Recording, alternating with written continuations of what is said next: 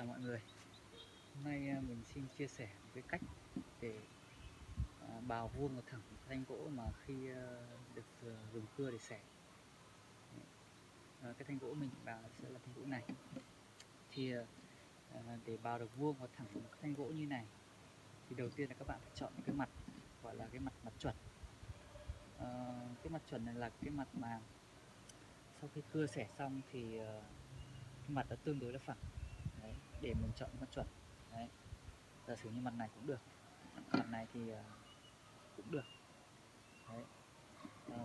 Thứ hai là để vào được thứ hai là sau khi chọn được cái mặt chuẩn xong, giả sử là mình chọn cái mặt này thì mình phải xác định là cái chiều của cái thớ gỗ. Thì mình nhìn đây thì mình thấy là cái thớ gỗ nó sẽ đi theo cái chiều như này.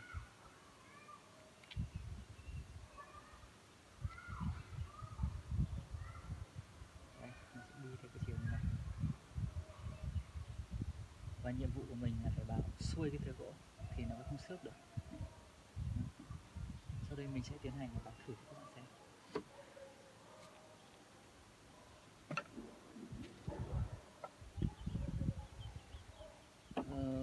Để bào tạo ra một cái mặt phẳng thì đầu tiên là khi đặt vào bắt đầu vào gỗ, lưỡi bào bắt đầu va vào gỗ thì các bạn phải ấn đây này, và khi lưỡi bào gần ra khỏi thanh gỗ thì các bạn ấn đây này.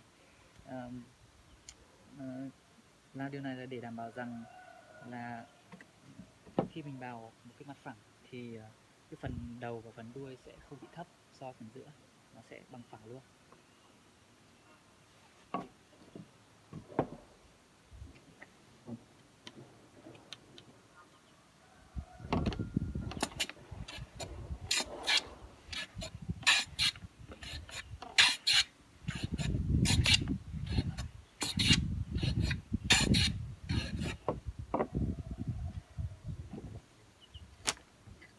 Các bạn có thể nhìn thấy là hiện thì đang cái phần đầu và cái phần đuôi này đang cao hơn phần giữa, và mình sẽ bào sao cho tất cả các điểm đều phẳng nhau.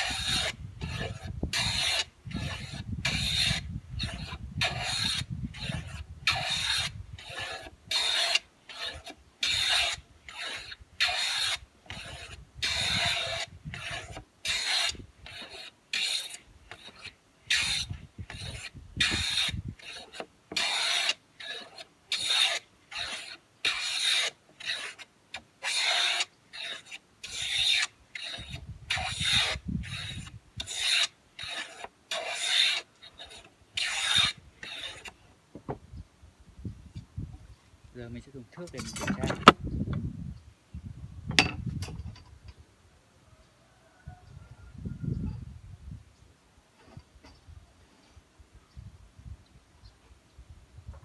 Đầu này vẫn cao hơn một tí.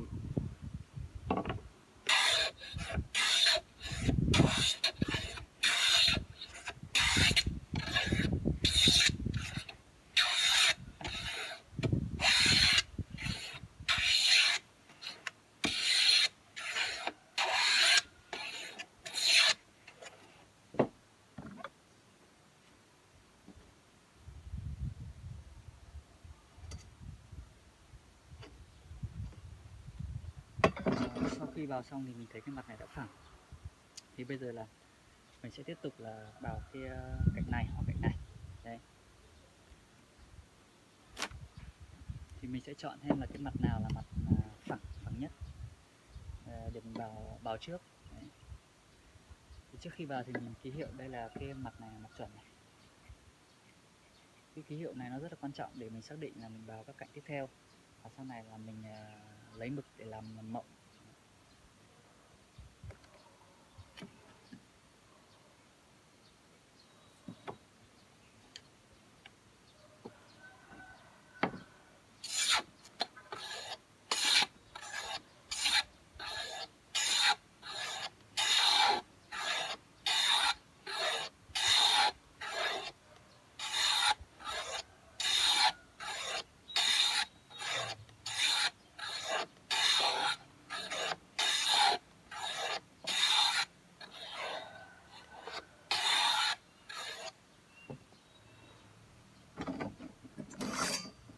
bạn dùng cái thước vuông góc này để kiểm tra lại là xem cái thanh gỗ này đã vuông cái mặt chuẩn chưa.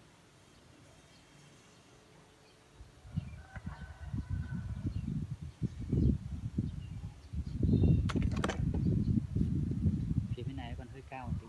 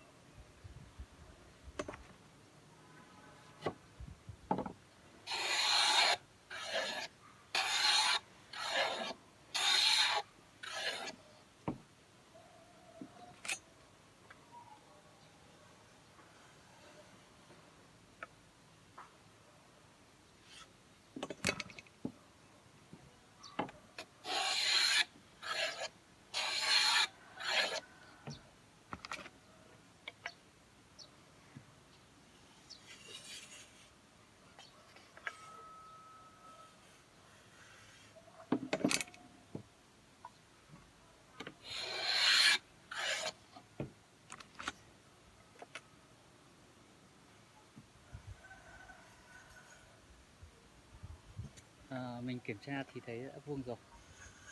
Đấy. Bây giờ là mình sẽ chuyển sang cái bào cạnh này. Mình sẽ đo là kích thước đầu này là 5,5, đầu này là 4,9 này. Bây giờ thì giả sử là cái thanh gỗ của bạn là có cái bề rộng của nó là 4,8 đi, 4,8 thì mình sẽ bào cái thanh gỗ có bề rộng là 4,8. Mình dùng một cái cữ.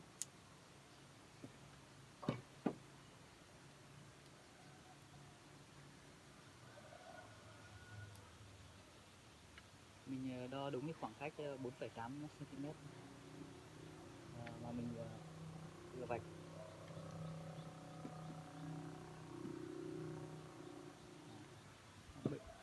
Bước tiếp theo là mình sẽ dùng cữ để vạch.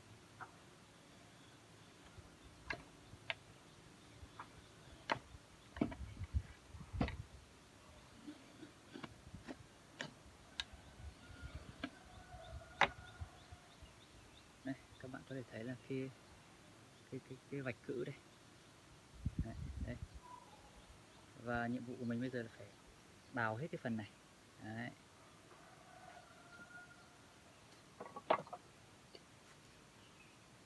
Thì do cái phần gỗ này dày đến hơn 5 ly, nếu mà dùng cái bào thẳng vừa rồi thì nó rất là lâu. Thì mình chuyển sang là dùng cái bào gọi là bào phá.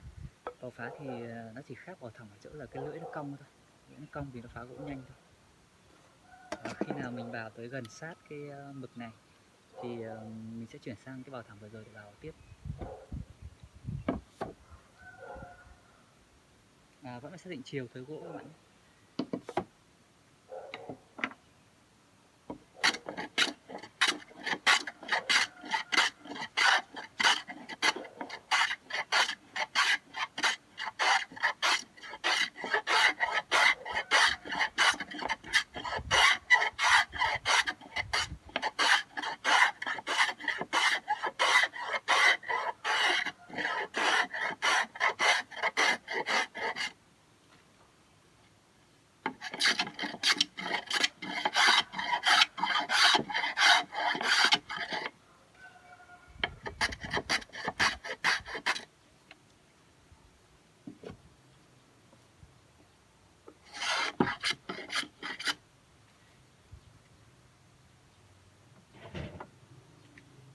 Sau khi phá xong thì mình dùng cái bào thẳng này để bào thẳng thật phẳng.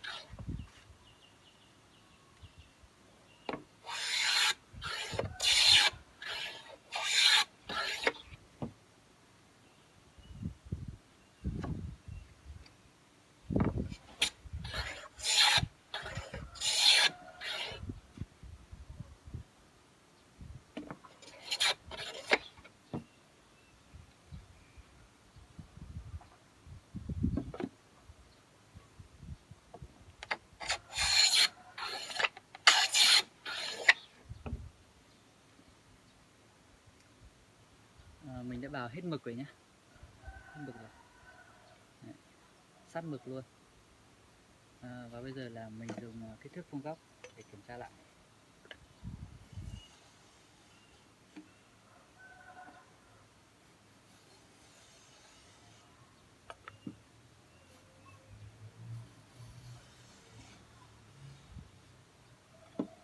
Đầu này còn một chút.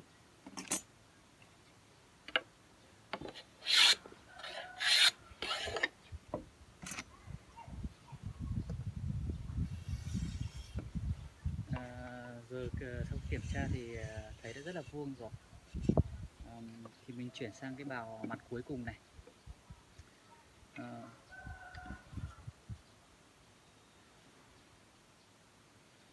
Giả sử là mình bào cái thanh gỗ này với chiều dày là 3/4 đi, thì mình sẽ đánh dấu là 3/4.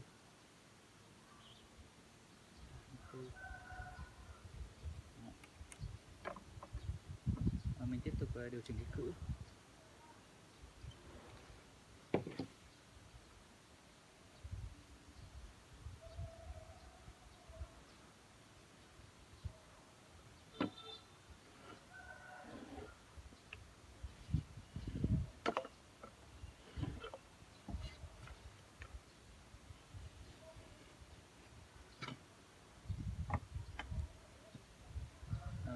Thì các bạn có thể thấy đây là cái phần thừa mình sẽ bào đi. Đấy. Đấy. Đây là phần thừa mình bào đi. Phần này cũng hơi dày một tí thôi, thì mình có thể dùng bào này bào luôn được, không có vấn đề gì cả. Đấy.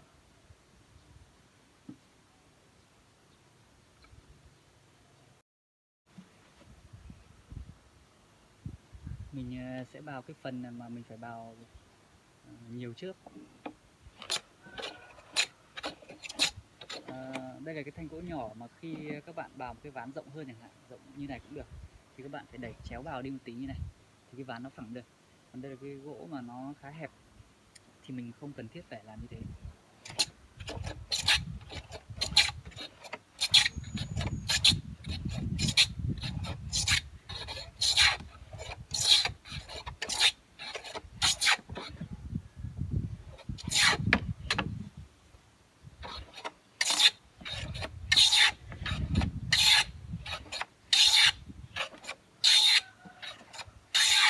Khi bào thì các bạn chú ý để bào cách dứt khoát vào, chứ đừng giật thì nó sẽ bị xước gỗ.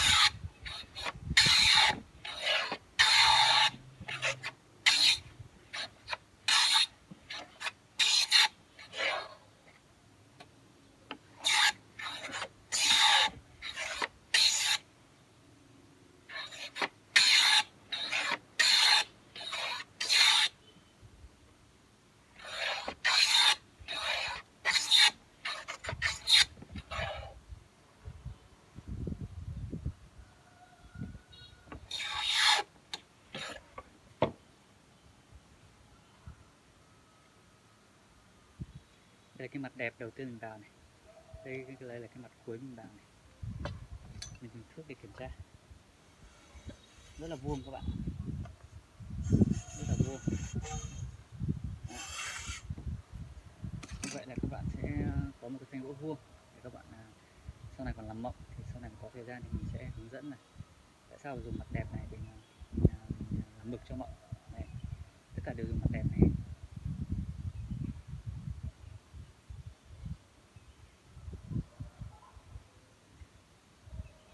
Rất thẳng.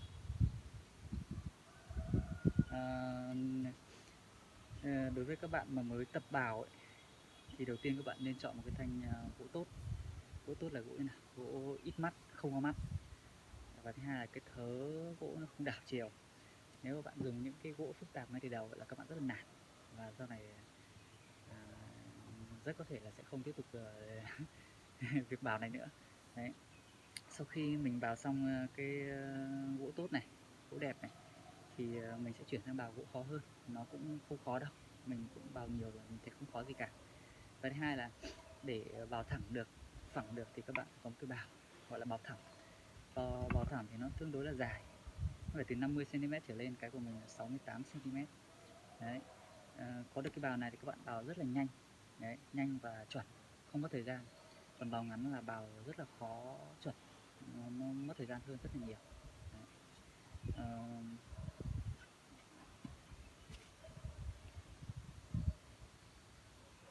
Đấy, hy vọng là sau cái video này của mình thì các bạn có thể tự bào thanh gỗ để các bạn đóng đồ. Đấy. Còn cái việc bào tròn hay không thì sau này có thời gian thì mình sẽ hướng dẫn thêm. Đấy. Cảm ơn các bạn đã xem.